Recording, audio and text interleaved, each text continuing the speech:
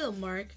My name is Lulu Tan Yuru, and my student number is S0641011.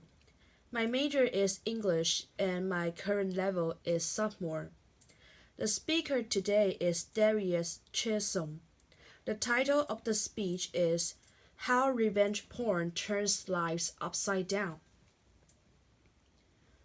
I had about 5 minutes before I was set to deliver a talk to a bunch of business owners about visibility and being on camera. After all, I was the so-called expert there, the former 20-year television news anchor and life and business coach. I happened to take a look down at my cell phone just to catch the time, and I noticed that I had a missed call from my ex-husband. I can still hear his voice. Darieth, what is going on? I just got a call from some strange man who told me to go to this website, and now I'm looking at all of these photos you naked. Your private parts are all over the website. Who's seen this? I couldn't think. I couldn't breathe. I was so humiliated and so embarrassed and so ashamed. I felt like my world was coming to an end. And yet, this began for me months of pain and depression and anger and confusion and silence.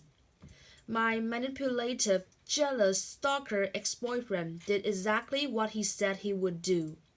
He put out a website with my name on it, and he posted this. And this, and several explicit photos that he had taken of me while I was asleep, living with him in Jamaica. For months prior to that, he had been sending me threatening text messages like this. He was trying to make me out to be some sleazy, low-life slut. He had even threatened to kill me. He told me that he would shoot me in my head and stab me in my heart, simply because I wanted to end the controlling relationship. I couldn't believe this was happening to me. I didn't even know what to call it. You might know it as cyber harassment or cyberbullying. The media calls it revenge porn. I now call it digital domestic violence. It typically stems from a relationship gone bad, where a controlling, jilted ex-lovers can't handle rejection. So when they can't physically put their hands on you, they use different weapons, cell phones and laptops. The ammunition, photos, video, explicit information, content, all posted online without your consent. I mean, let's face it, we all live our lives online, and the internet is a really small world. We show off our baby photos, we start and grow our businesses, we make new relationships, we let the world in. One Facebook like at a time. And you know what I found? An even smaller world. 1 in 25 women say they have been impacted by revenge porn. For women under the age of 30, that number looks like 1 in 10. And that leaves a few of you in this audience as potential victims. You want to know what's even more alarming? Lack of legislation and laws to adequately protect victims and punish perpetrators. There's only one federal bill pending.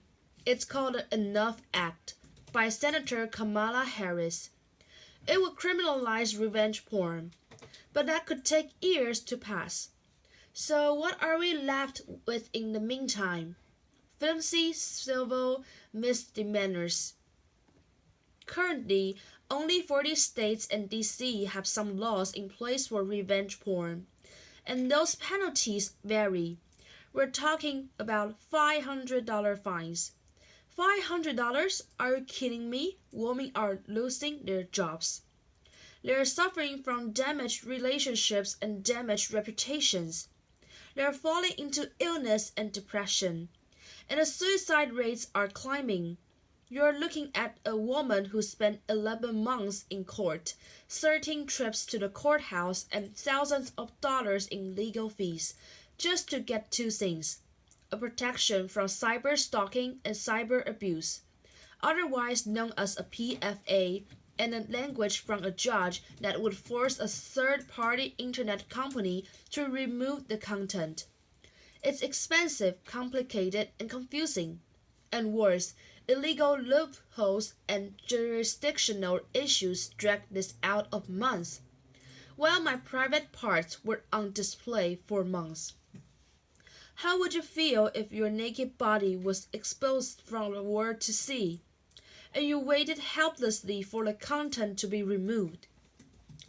Eventually, I stumbled upon a private company to issue a DMCA notice to shut the website down. DMCA, Digital Millennium Copyright Act. It's a law that regulates digital material and content. Broadly, the aim of the DMCA is to protect both copyright owners and consumers. So get this, people who take and share rude photos own the rights to those selfies.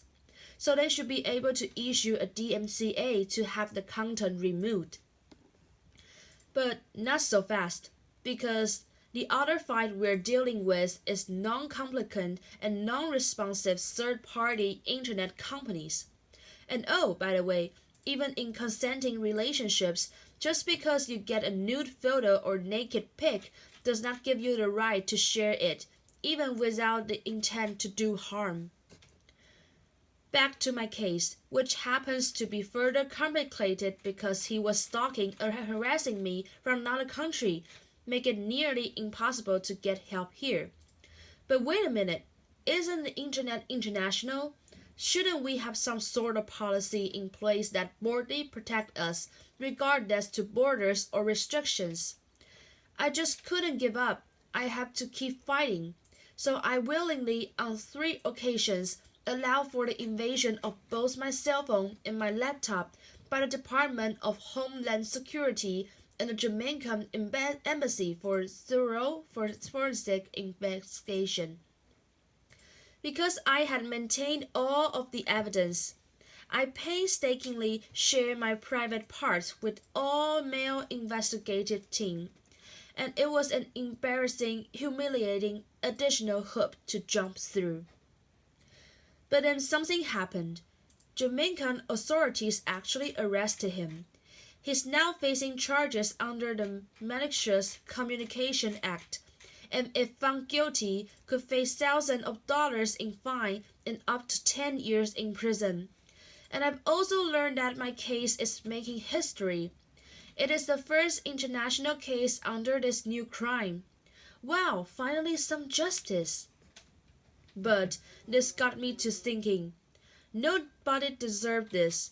Nobody deserved this level of humiliation and having to jump through all of these hoops. Our civil rights are at the stake. Here in the United States, we need to have clear, tough enforcement. We need to demand the accountability and responsiveness from online companies. We need to promote social responsibilities for posting, sharing, and texting, and we need to restore dignity to victims. And what about victims who neither have the time, money, or resources to wage war, who are left disempowered, mislabeled, and broken? 2 things. Release the shame and end the silence. Shame is at the core of all of this. And for every silent prisoner of shame, it's the fear of judgment that's holding you hostage. And the price to pay is the stripping away of your self-worth. The day I ended my silence, I freed myself from shame. And I freed myself from the fear of judgment from the one person who I thought would judge me the most, my son, who actually told me, "Mom, you are the strongest person that I know. You can get through this. And besides, Mom, he chose the wrong woman to mess with." Laughter. Applause. It was on that day that I decided to use my platform and my story and my voice. And to get started, I asked myself this one simple question. Who do I need to become now? That question, in the face of everything that I was challenged with, transformed my life and had me thinking about all kinds of possibilities. I now own my story. I speak my truth and I'm narrating a new chapter in my life. It's called 50 Shades of Silence. It's a global social justice project, and we're working to film an upcoming documentary to give voice and dignity to victims. If you are a victim or you know someone who is, know this. In order to be empowered, you have to take care of yourself. And you have to love yourself. You have to turn your anger into action, your pain into power, and your setback into a setup for what's next for your life. This is a process, and it's a journey of self discovery that might include forgiveness. But it definitely requires bravery, confidence, and conviction. I call it finding your everyday courage. Thank you. Applause. Thank you, Mark.